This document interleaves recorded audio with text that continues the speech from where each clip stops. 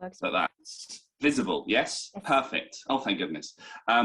Okay, so yeah, my research interests, as Anna Sophie said, are sort of around Hollywood cinema and digital technology and visual effects and sort of things like this. I'm interested in those sort of areas in relation to digital bodies. So this is something I'm sort of moving towards. But this is a chance, this talk is a chance to sort of go back to some stuff that I've been interested in, and in particular, this idea of sort of plasmaticness. So thank you to Benjamin for kind of giving me the perfect way in to talk about some of these ideas, and I was noting some things down frantically in relation to creative potential, communication, visualization, liberation, dynamism, all these, and emotional strategy, which I think play in quite nicely to Olaf, which is a figure I'm going to kind of talk about. So very much the part two to Benjamin's talk, so thank you.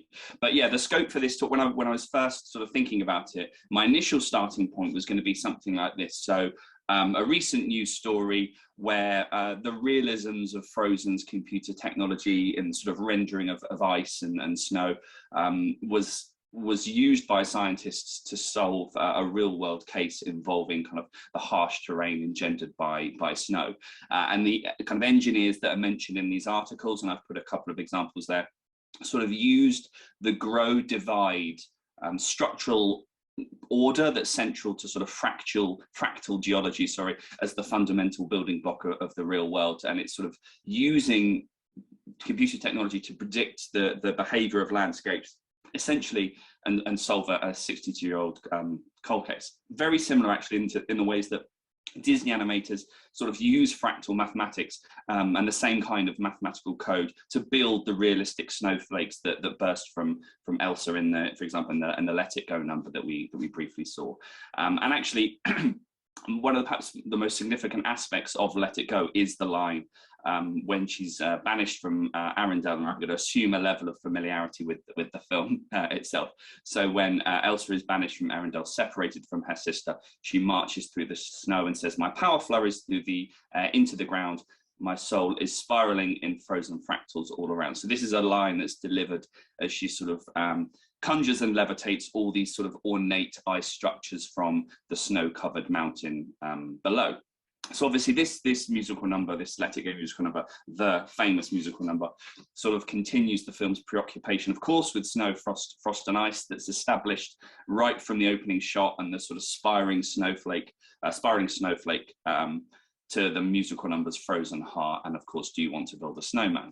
But I think this line is particularly interesting for me as somebody who's interested in computer animation because it sort of draws attention to the fractal mathematics that reveal the underlying sort of order of nature's chaotic construction, and sort of at the same time permits animators to be able to sophisticatedly simulate snow and ice as natural phenomenon. And of course, there's lots of sort of interesting parallels between Elsa as sort of super animator. Now, of course, Frozen also contains a second way of thinking about the communication, the performativity of ice, the performance potential of ice and snow, channeled, of course, through the hyperactive and highly comedic figure of Olaf, the snowman. And in fact, Olaf as a character, as you perhaps saw from the title slide, offers a more transformative and playful set of conditions under which perhaps to understand the representation of snow in the film. So I'm sort of interested in animation history, as my bio suggests. So hopefully kind of doing some contextualizing around plasmaticness in relation to Olaf, because unlike the fractal realism perhaps of Frozen that was used to solve this cold case, I'm sort of interested in, I'm sort of moving beyond CGI's ability to shade frost, to refract light through transparent ice blocks, all the sort of realistic things that digital technology can do, controlling variations of snow strength, soft, crunchy, viscous, powdery. I think Olaf is a disassembled character and presents an ulterior way of thinking about the snowy spectacle. So, my starting point really is this article, recent article from a journal that I'm on that I read this article and I spoke with the author about kind of plasmaticness in relation to disassembly. So as Lonrock argues in a recent piece for the journal, unlike the two mortal and naturalistic human leads, Anna and Elsa, Olaf, so the snowman, as you can see wonderfully on the left, that's taking center stage in the poster, has this capacity for regeneration and transformation. His complete defiance of the laws of physics also gives Olaf an outsider status. And I think that's really key, the outsiderdom of his character, that accentuates the fact that he incarnates an alternative and potentially more liberating form of existence. And I'll return to this towards the end in relation to kind of queerness, and maybe this is something we can talk about in the bit afterwards. And she continues, throughout the film we see Olaf's very loosely connected body come apart, his head flies off, the middle, as in the poster, the middle section of his body rolls away, his arms come off, his nose is pushed right throughout the back of his head. Whenever Olaf is disassembled, however, the separate pieces of his body gain autonomy and simply wander back into place.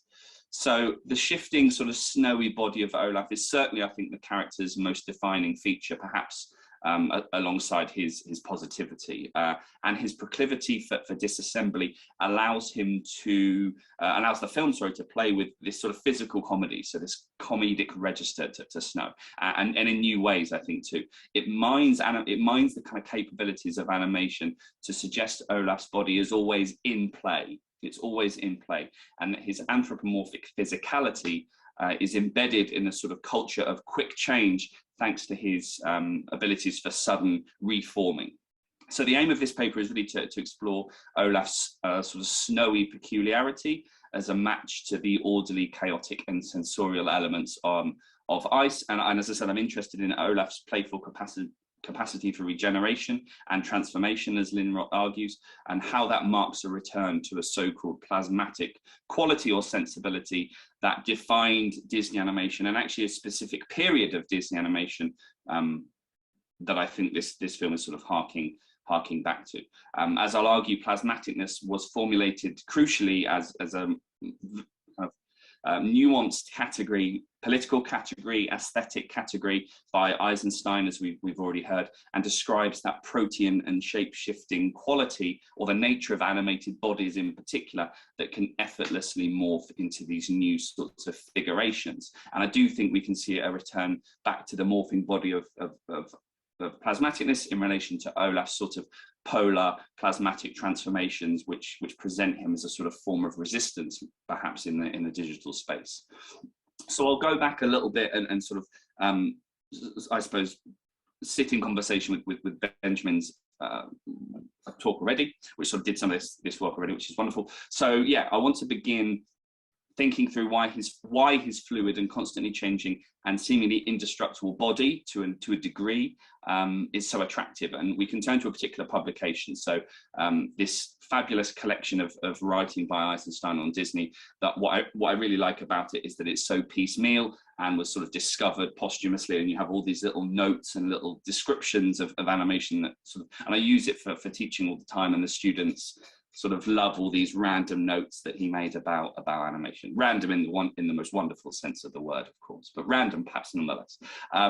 So this short collection of writing by Eisenstein, written in the 40s, and actually stands, I think, crucially as one of the first serious critical works of Disney's output in relation to form, so the kind of formal engagement with the power and potency of Disney's animated images and crucially kind of characters.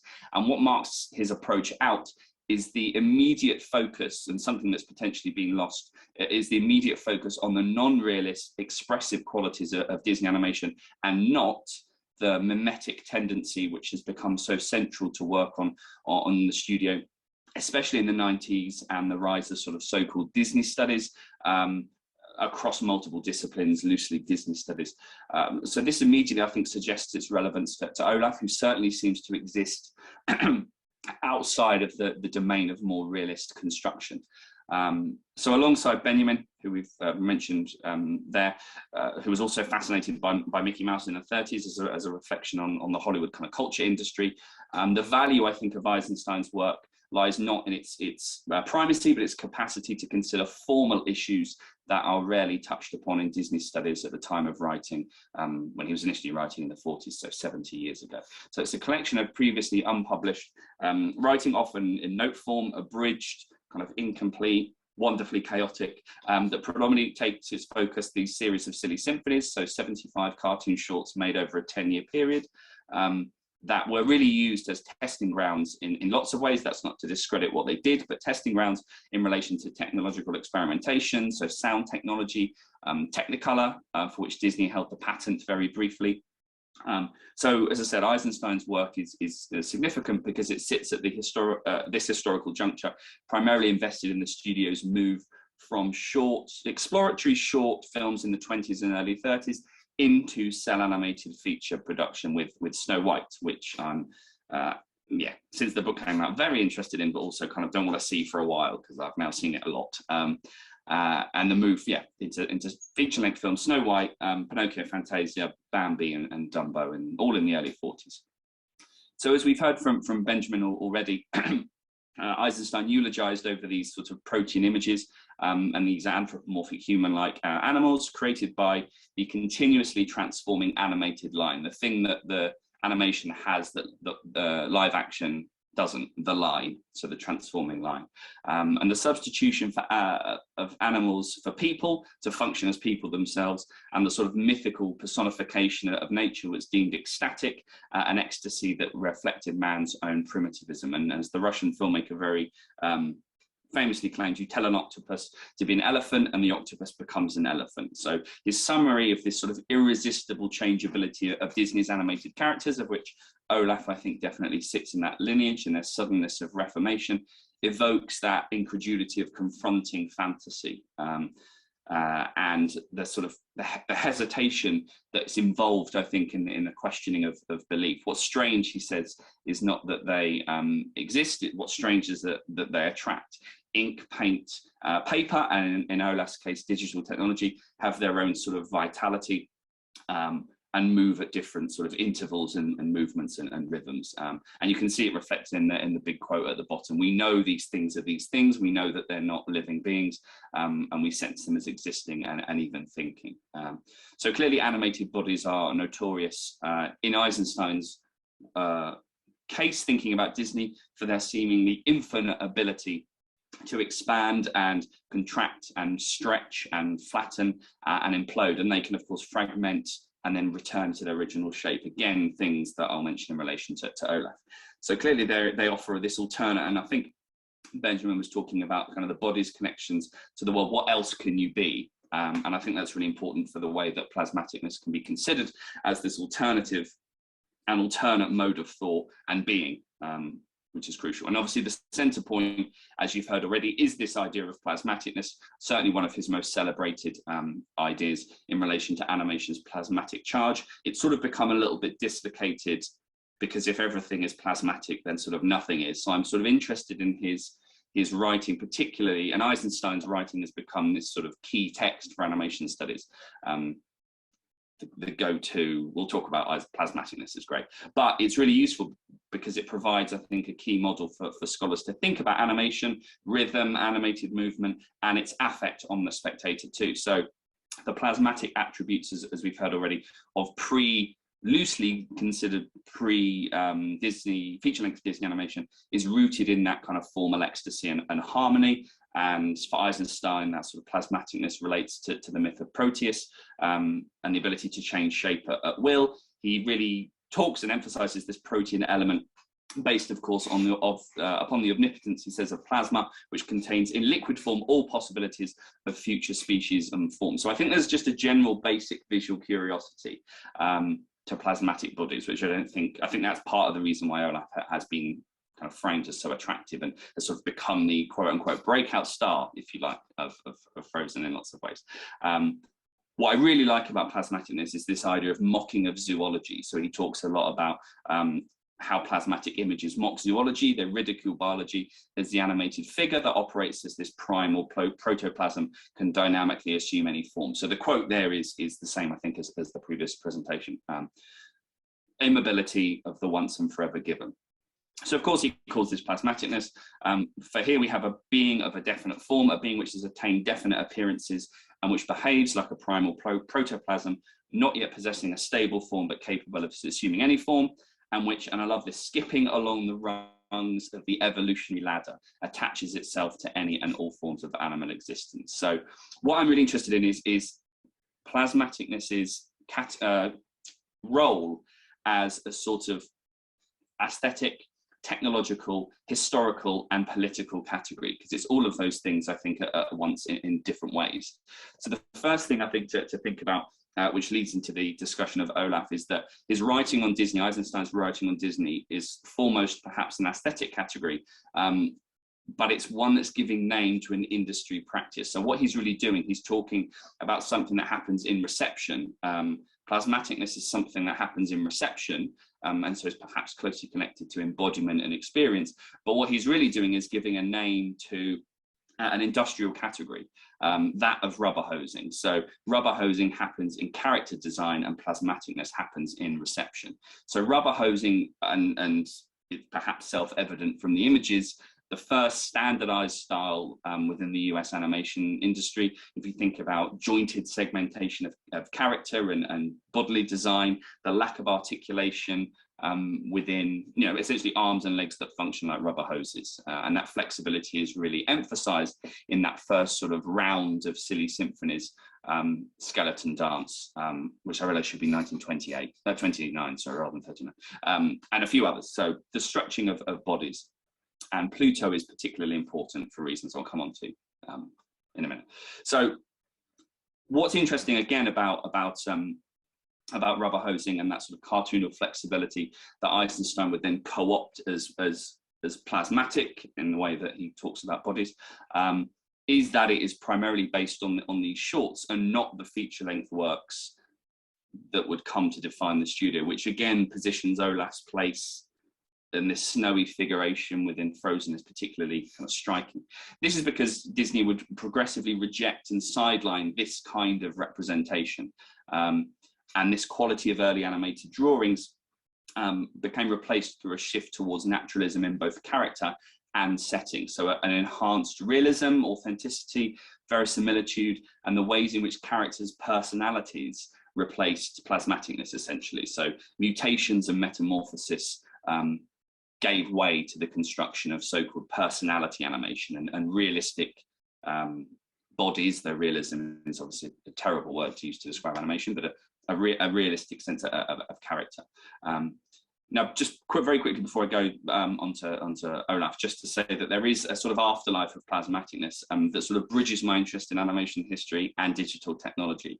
And I think his voice and descriptions of early cartoon characters and environments to stretch and squash and be flexible and transform can still be heard in the way that scholars have written about digital technology.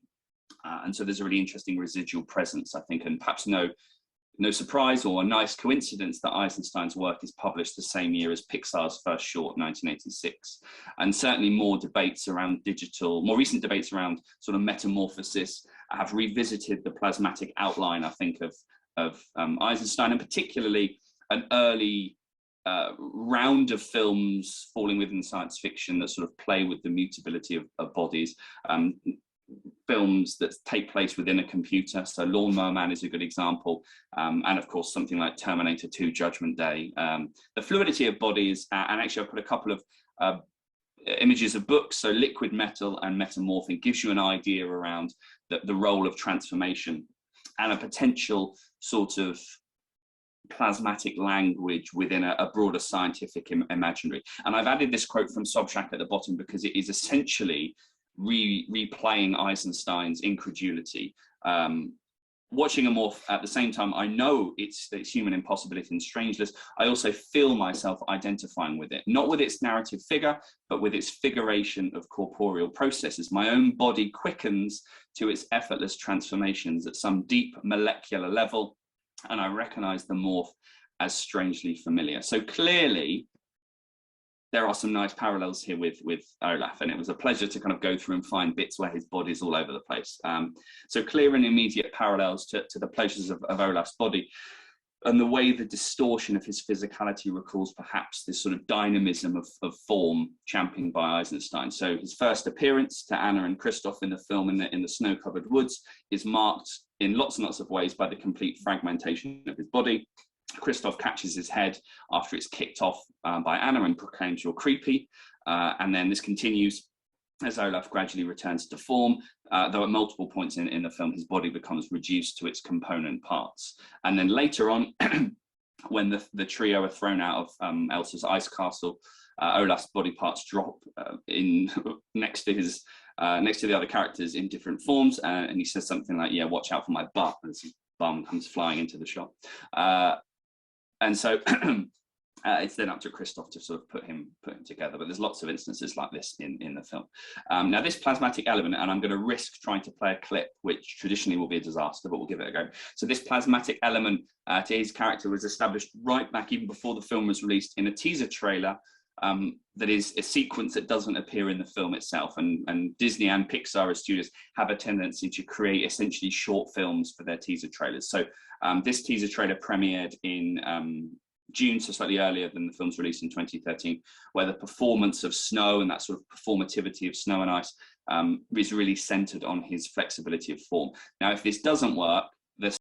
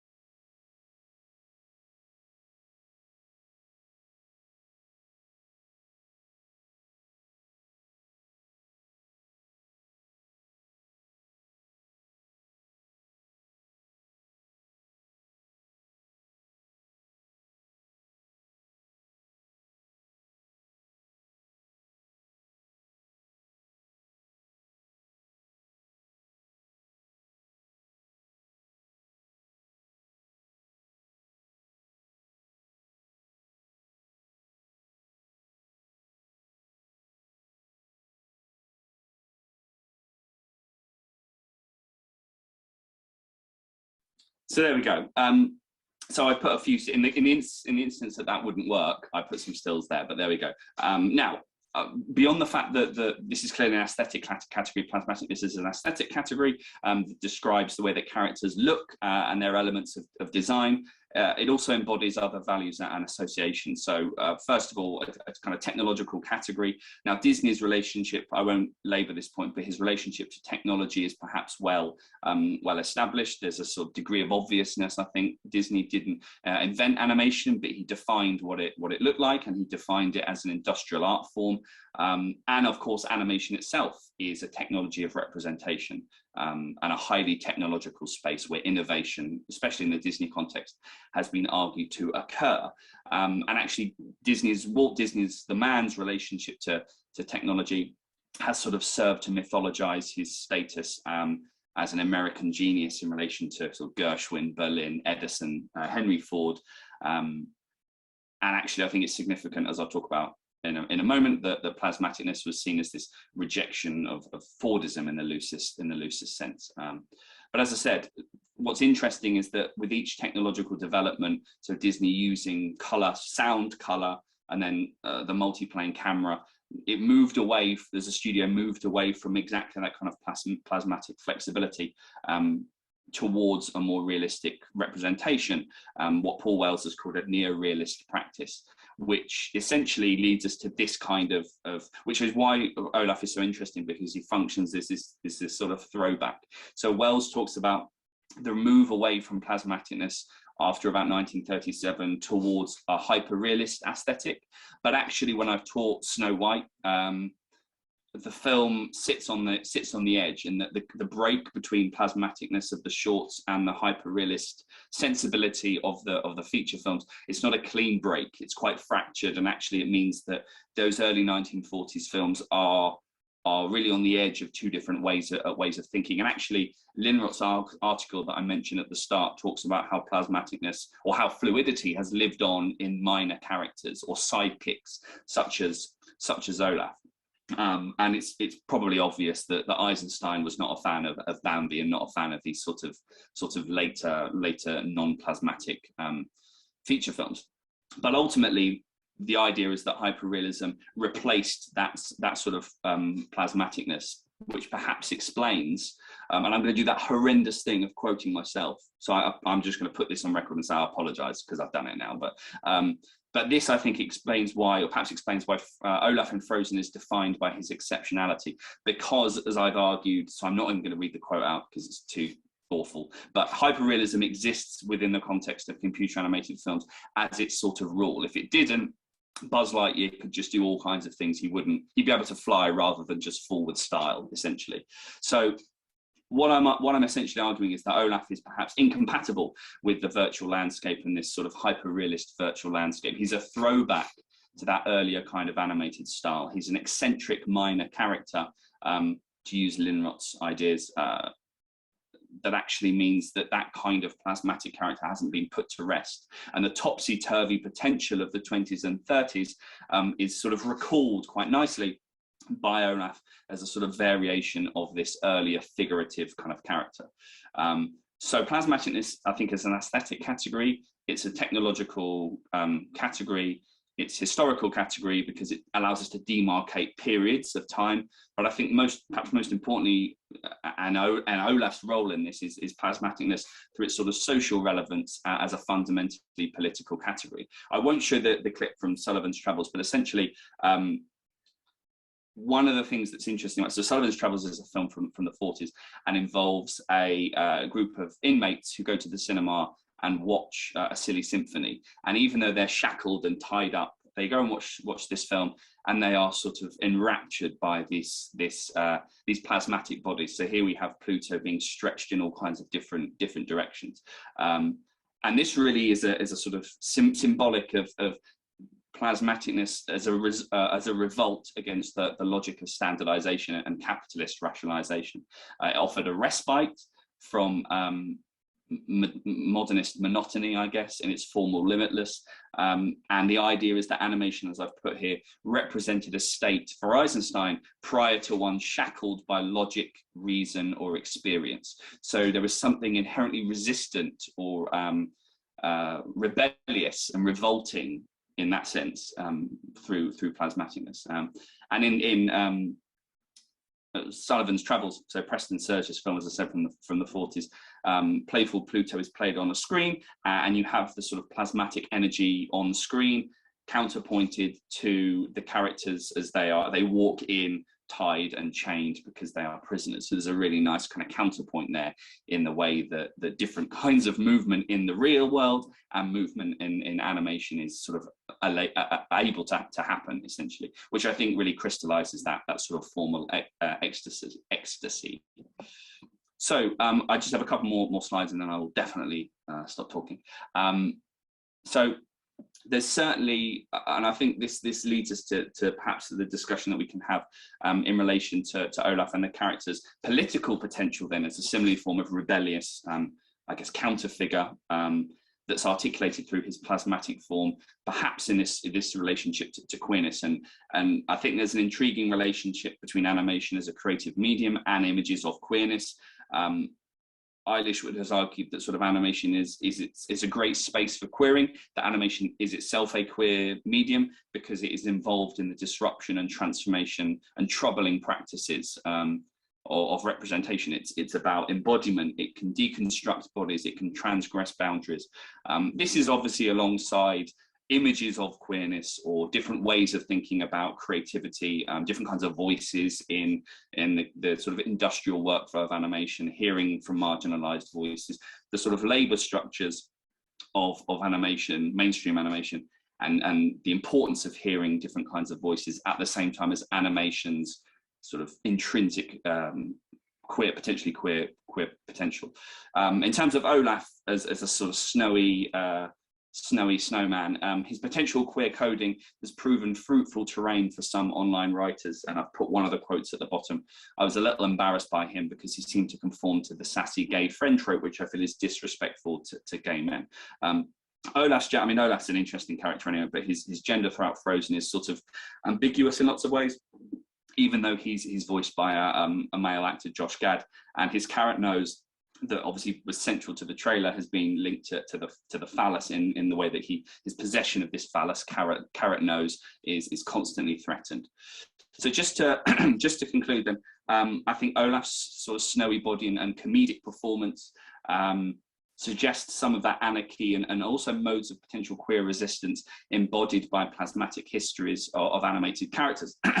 And Jane Batkin, who writes on identity in animation, talks about identity politics within the context of animation, and how animation is so wonderful because it dramatizes issues around self-difference, the body, gender. There's a brilliant piece of writing by Sean Griffin that talks about Bugs Bunny and drag, and the gendering. You know, Bugs Bunny is only gendered when he dresses up as a woman, and we understand that as a mode of kind of cross-dressing. So the way that gender works in the context of Bugs Bunny. Anyway, so Olaf is great for thinking about the body in animation as a contested site of performance and play, and actually. He's one of those characters that sort of embodies or perhaps disembodies all of these characteristics on the screen in several ways. And I think there's some interesting discussions around sort of that return to plasmaticness that potentially marks a queering of bodies. And there's like writing on plasmaticness and queerness and anthropomorphism as a sort of liminal space between human and non-human. So I think the return to plasmaticness marks a queering of bodies, with Olaf's sort of continual movement, liminality, and disembodiment, not only performing the sort of features of snow and ice, perhaps, so crystallizing, melting, drifting, reforming, metamorphosing, but perhaps a kind of really nice realization of animation's sort of queer potential overall. Right, I'm definitely stopping now. So thank you very much.